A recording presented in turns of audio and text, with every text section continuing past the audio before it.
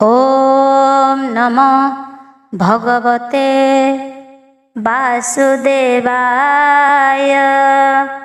नवम स्कंध पंचम अध्याय।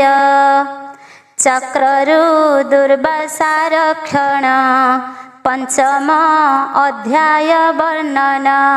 श्रीशुक उवाच एमन्ते विष्णुर वचने दुर्वासा गला तो समने। तक्षणे अम्बरीश पादे पड़िला जीवन प्रमादे। चरण तले ताकू देखी संभ्रमे आसन उपेक्षी। विप्र जीवन रक्षार्थे कर अंजलि देई माथे। सुदर सन्मुख चाहि डाकई कर त्राहि त्राहि। अम्बरीश उवाच भोचक्र तो महिमा जेते के मुखे कहि पारे तेते। तू अग्नि तू आदित्य सोम सर्वज्योतिंक सूक्ष्म धाम। तू आप क्षिति वायु रूपी व्योम प्रकाशे सर्वव्यापी। तू तन मात्र इंद्रियगण विराज पुरुष कारण। भोचक्र तोते नमस्कार स्वभावे तु सहस्रर। विष्णुर निज प्रिय तुहि तो भाव न जानती केहि। सकल शस्त्र तेज हरू तोर महिमा महामेरु। तू लोकपाल सर्व आत्मा तू तेज पुरुष महात्मा। तू सर्व धर्म कर्म हेतु अधर्म कुल धूम केतु। त्रैलोक्य पाल शुद्ध चेता मनहु बेग बलवंता। तोहर निज तेज त्रासे संसार घोर तम नासे। श्रुति तो महिमा न जाने केवल प्रकाश प्रमाणे। सद सद रूप तोर ब्रह्मासी बंकु अगोचर। दानव बळे नर हरि तोते पे संति बेग करी। तू दैत्य बल मध्य पशी सकल निज तेजे ध्वंसी। असुर रणे तोर तेज देखी कंपई ग्रह राज। एणु जगत त्राण अर्थे खल विनाशे धरी हस्ते। तो बळे बळी गदाधर तू एबे मोते त्राहि कर। ए विप्र कुल देव मोर आजी वन रक्षा कर। मुझे दान यज्ञ करी स्वधर्म मार्ग को आचरी। ब्राह्मण चरण कमले जेबे से वन मोर कूले। जेबे गोविंद प्रीत मते मुझे देखे सर्वभूते। ए धर्मे जेबे मोर दीक्षा द्विजर हेउ प्राण रक्षा। श्रीशुक उवाच एमंत शुणिता वचन विष्णुर चक्र सुदर्शन। तक्षणे निशाकर प्राय शीतल लागे विप्र देहे।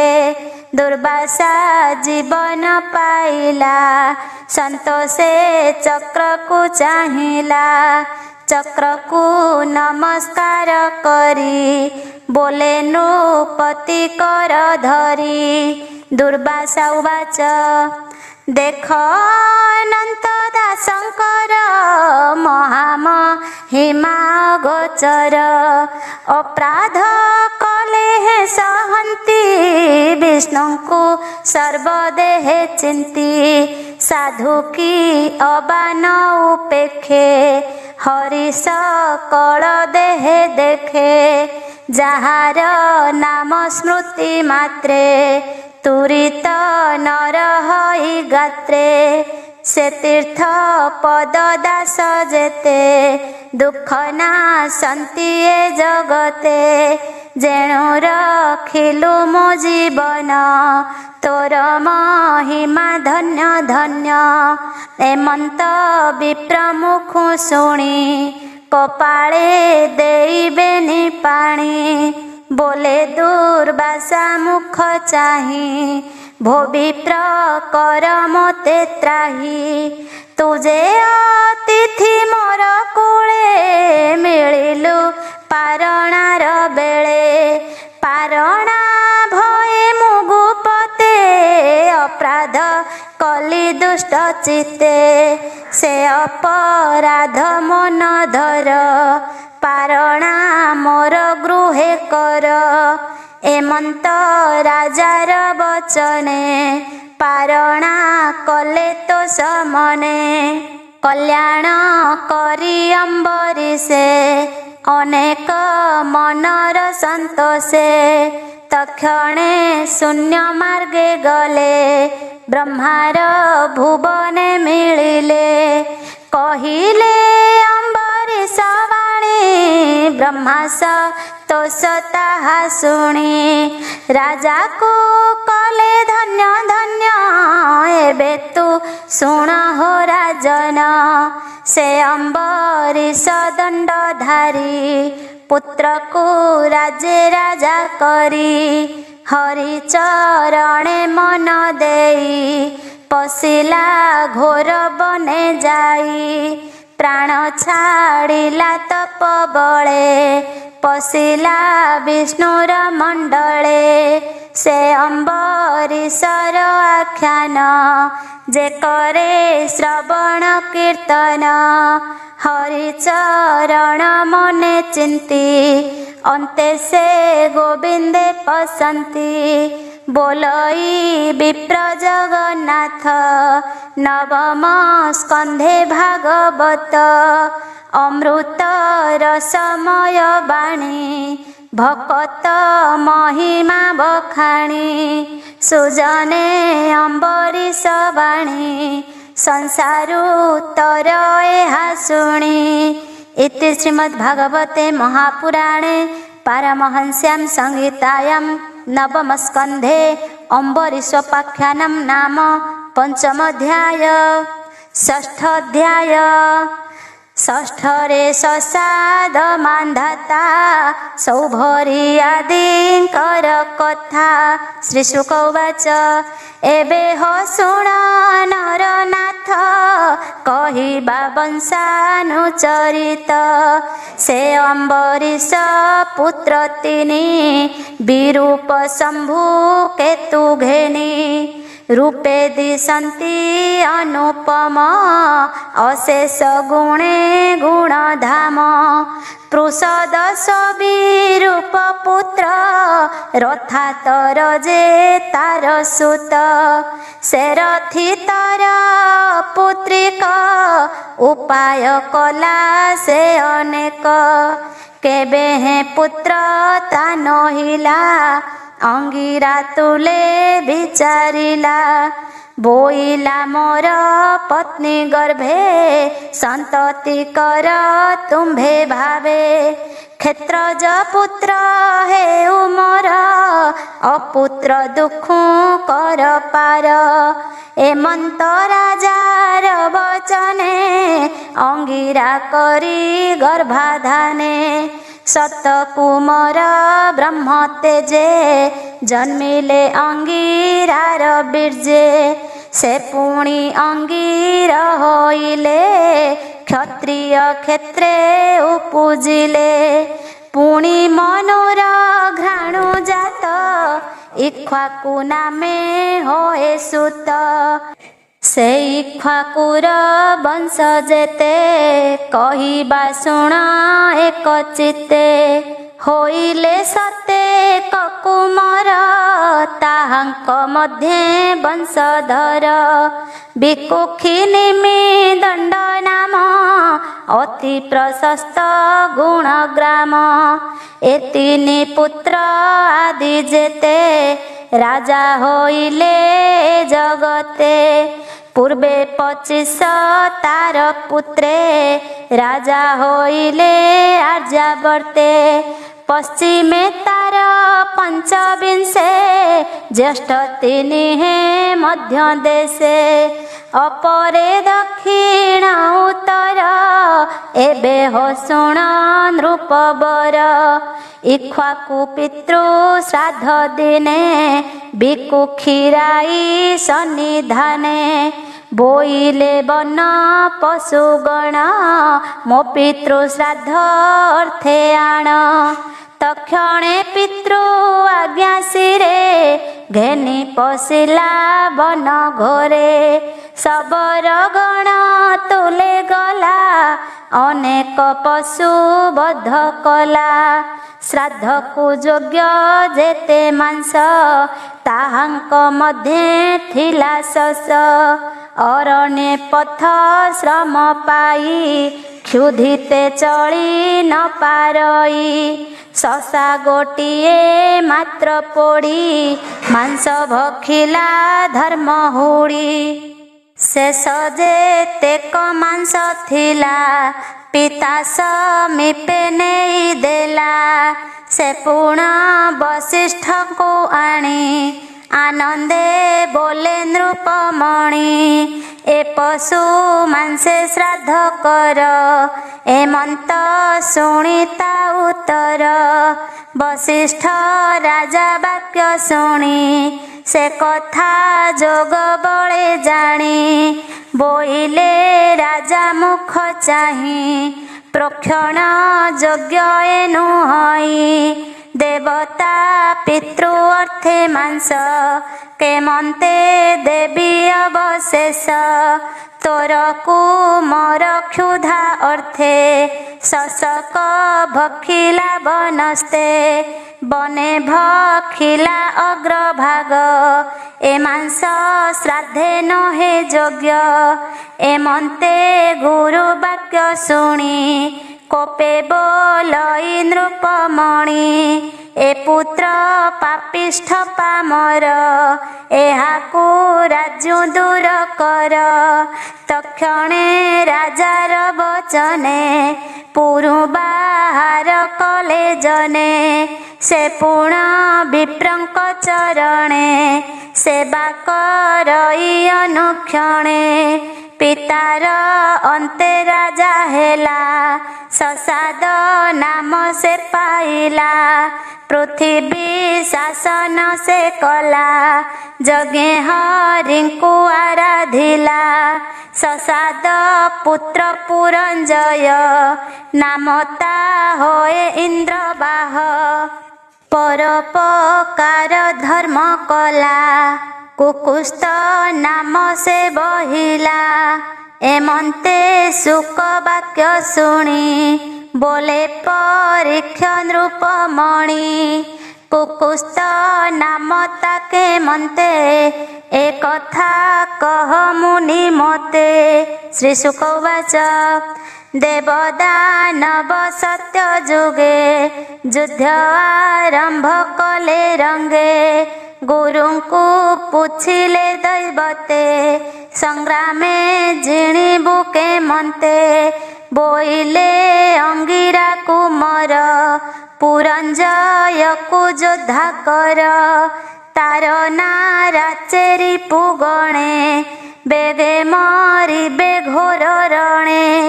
ଶୁଣିବି ବୁଧେ ତ ସହେଲେ ପୁରଞ୍ଜୟକୁ ନିମନ୍ତ୍ରିଲେ। ସେ ପୁଣି ଦେବ ବାକ୍ୟ ଶୁଣି କପାଳେ ଦେଇବେନି ପାଣି। ବୋଲଇ ଇନ୍ଦ୍ର କନ୍ଧେ ବସି ସଂଗ୍ରାମ କରିବି ସାହସୀ। ନହିଲେ ଯୁଦ୍ଧ ନାହିଁ ମୋର ଏମନ୍ତ ଶୁଣି ତା ଉତ୍ତର। ହେଉ ବୋଇଲେ ସୁର ଗଣେ ଇନ୍ଦ୍ର ମିଳିଲା ତତ୍କ୍ଷଣେ ସଂଗ୍ରାମେ ବୃଷ ରୂପ ହୋଇ କନ୍ଧେ ପୁରଞ୍ଜୟ ଆରୋହି ସ୍ତୁତି କରନ୍ତି ଦେବଗଣେ ସେ ପୁରଞ୍ଜୟ ଘୋର ରଣେ ଅଭେଦ ସେହି ଦେହେ ଭରି ଧନୁ ନାରାଚ ହସ୍ତେ ଧରି ଅଭେଦ ସେନା ଦେହେ ଭରି ଧନୁ ନାରାଚ ହସ୍ତେ ଧରି ନିର୍ଭୟେ ଇନ୍ଦ୍ର କନ୍ଧେ ରହି ତକ୍ଷଣେ ବିଷ୍ଣୁ ତେଜ ପାଇ ପଶ୍ଚିମ ଦିଗେ ବେଗେ ଗଲା ଅସୁର ଭୁବନେ ମିଳିଲା ରୁନ୍ଧିଲା ଦେବ ଘେନି ସାଥେ ପବନ ନବ ହୋଇ ପଥେ ଦେବଦାନବେ ଘୋର ରଣ ହୋଇଲା ଲୋମହର ଶଣ ଅସୁରେ ନାନା ଶସ୍ତ୍ର ଧରି ରହିଲେ ସମର ଆବରି ତାହାର ବାଣ ଅଗ୍ନି ପ୍ରାୟେ ପଡ଼ିଲା ଅସୁରଙ୍କ ଦେହେ ସମରେ ରହି ନ ପାରିଲେ ପଳାଇ ନିଜପୁରେ ଗଲେ ଅସୁର ବଳ ରଣେ ଜିଣି ସମରେ ଧନରତ୍ନ ଆଣି ଇନ୍ଦ୍ରକୁ ଦେଇ ସର୍ବଧନ ତୋଷିଲା ବିବୁଧଙ୍କ ମନ ଇନ୍ଦ୍ରାଦି ଦେବେ ବିଷ୍ଣୁ ବୋଲେ କୁତସ୍ଥ ନାମ ତାକୁ ଦେଲେ ଅନେନା ପୁରଞ୍ଜୟ ସୁତ ପୃଥୁ ତାହାର ତହୁଁ ଜାତ ତାର ତ ନୟ ବିଶ୍ୱରନ୍ଧି ତା ପୁତ୍ର ଚନ୍ଦ୍ର ନାମେ ସିଦ୍ଧି ତା ସୁତ ଯୁବନାଶ ନାମ ସାବସ୍ତ ତାହାର ନନ୍ଦନ ସାବସ୍ତୀ ପୁର ଯେ ନିର୍ମାଇ ଶପଥ ଦ୍ୱୀପେ ରାଜା ହୋଇ ତାର କୁମର ବୃହଦଶ ତା ସନ୍ତତିକୁ ବଳୟାସ ସେ ରାଜା ଉତ୍ତଙ୍କ ବିଶ୍ୱାସ ଧନ୍ଦୁର ଯୁଦ୍ଧେ କୁଳ ନାଶ ଧୁନ୍ଧୁଅ ସୁର ଯେଣୁ ବଧି ତେଣୁ ଧୁନ୍ଧୁମାର ପ୍ରସିଦ୍ଧି ସମସ୍ତେ ହେଲେ ଭସ୍ମୀଭୂତ ରହିଲେ ମାତ୍ର ତିନି ସୁତ ଦୃଢ଼ାସ କପିଳାସ ବେଣୀ ଭଦ୍ରାସ ସହିତେ ସେ ତିନି ହର୍ଯସ ଦୃଢ଼ାସର ସୁତ ତାତହୁଁ ନିକୁମ୍ଭ ସମ୍ଭୂତ ନିକୁମ୍ଭ ଠାରୁ ଯେ ଜନମ ତାହାର ବରଣାସ ନାମ କୃଶାସ ନାମେ ତାର ସୁତ ତାର ତନୟ ସେନ ଜିତ ତା ସୁତ ଯୁବନାଶ ନାମ କେବେ ହେନ ରହିଲା ଗ୍ରାମ ଅପୁତ୍ର ପଣେ ଦୁଃଖ ମନେ ପତ୍ନୀ ସମେତେ ଗଲା ବନେ ସତେକ ପତ୍ନୀ ତାର ତୁଲେ ଋଷିଙ୍କ ଆଶ୍ରମେ ମିଳିଲେ ଦେଖି ସତେକ ତାର ନାରୀ ମୁନି ସକଳେ ଦୟା କରି ରାଜାର ପୁତ୍ର ଜନ୍ମ ଅର୍ଥେ ଯଜ୍ଞ କରାଇଲେ ସମସ୍ତେ କଳସେ ତୀର୍ଥ ଜଳ ଭରି ଗର୍ଭର ଅର୍ଥେ ମନ୍ତ୍ରୀ ବାରି ଯଜ୍ଞର ଶାଳେ ଘଟ ଥୋଇ ସକଳେ ନିଦ୍ରା ଗତେ ଶୋଇ ଏମନ୍ତେ ରାଜା ଯଜ୍ଞଶାଳେ ଅତି ତୃଷିତ ଅନ୍ତରାଳେ ସହି ନ ପାରି ରାତ୍ର ଅନ୍ତେ ଜଳ କଳସ ଘେନି ହସ୍ତେ ଦେଖିଲା ସକଳେ ଅଜ୍ଞାନ ତୃଷାର୍ତେ କଲା ଜଳପାନ ଏମନ୍ତେ ପାହିଲା ରଜନୀ ନିଦ୍ରା ତେଜିଲେ ସର୍ବମୁନି ଉଦୟ କାଳେ ମନ୍ତ୍ର ସ୍ୱରେ କୁମ୍ଭ ତୋଳିଲେ ବେନି କରେ ଦେଖିଲେ କୁମ୍ଭେ ଜଳ ନାହିଁ ଚକିତେ ଚଉଦିଗେ ଚାହିଁ बोलंती पाई मने भ्रम के प्राणी कला एड़े कर्म मंत्री तपुंस बनबारी के पान कला तृषा भरी तक्षणे बेनी कर जोड़ी मुनिंक पाद तले पड़ी राजा बोइला मु अज्ञाने तृषा तोसिली जल पाने शुणी ब्राह्मणे कोप बही बोइले विष्णु माया एही प्राणी जे दैव अधीन मायार बळे हरे ज्ञान बोइले राजा मुख चाही गर्भ धइलु एबे तुही एबे तो जीवन संभाळ एमंते गला केते काळ से पुत्र जनमर काळे राजा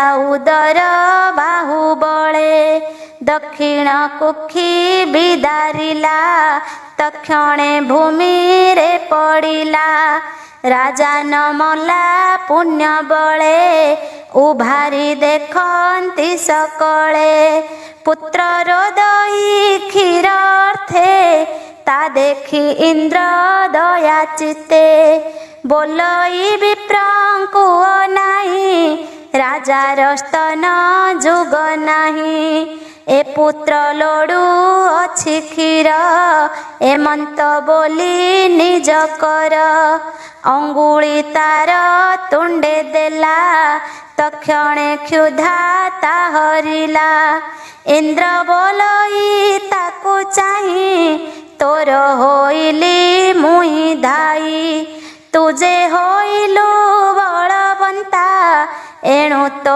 नामटी मांधाता से पुणी चक्रवर्ती होई पाळई सप्त द्वीपा मोही ताहार तेजे दस्यु गण भये पଳାନ୍ତି छाड़ी रण एणु से निज तेज धाम पाइला त्रस दस्यु नाम रावण आदि दस्यु जेते त्रासंती से बसिले रथे एमंत नाम इंद्र देला अनेक काल राज्य कला तारी पुनाही शयळे बंचिला विष्णु तेज बळे अनेक मते यज्ञ कला दक्षिणा विप्र करे देला जे हरि सर्वदेवमये देवे नमंती जार पाए से हरि यज्ञे तोष करी सुखे पाଳିला वसुंधरी सूर्यर तेज जेते दूर जहीं बा सूर्यर संचार मांधाता तेते दूर राजा सर्वे करंती ताकू पूजा से पूर्ण सस बिंदु पुरे कन्या लभिला स्वयंवरे से कन्या इंदुमती नाम रूपरे अटे अनुपम ताहार गर्भे पुत्र तिनी जन्मिले विष्णु तेज घेनी पुरुकु सजे अम्बरीश ए आदि मुचुकुंद शेष ए अंते 50 दुहिता उत्पन्न कले मान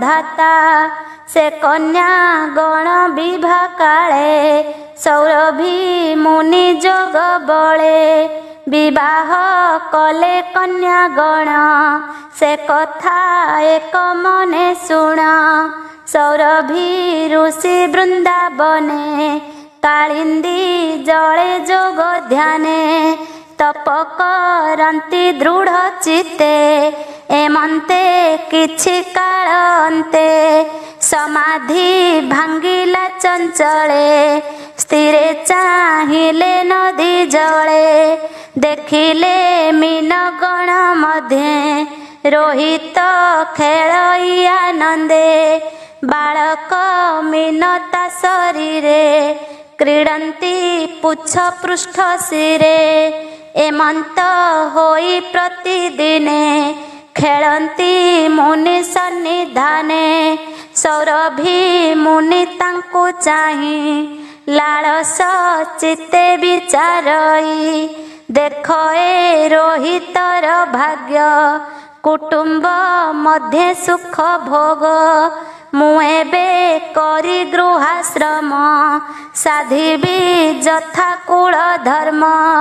ଏତେ ବିଚାରି ତପ ଛାଡ଼ି ଗୃହ କରଣେ ଚିତ୍ତ ବଢ଼ି। ମାର୍ଗେ ଚଳନ୍ତି ସେ ବିଚାରି ବିବାହ ଅର୍ଥେ ବ୍ରହ୍ମଚାରୀ। ଗୃହସ୍ଥ ଧର୍ମ ନୁହେଁ ଭଲେ ଦାରା ପରିଗ୍ରହ ନ କଲେ। ଏତେ ବିଚାରି ଦୃଢ଼ ଚିତ୍ତେ ମିଳିଲେ ନୃପତି ଅଗ୍ରତେ।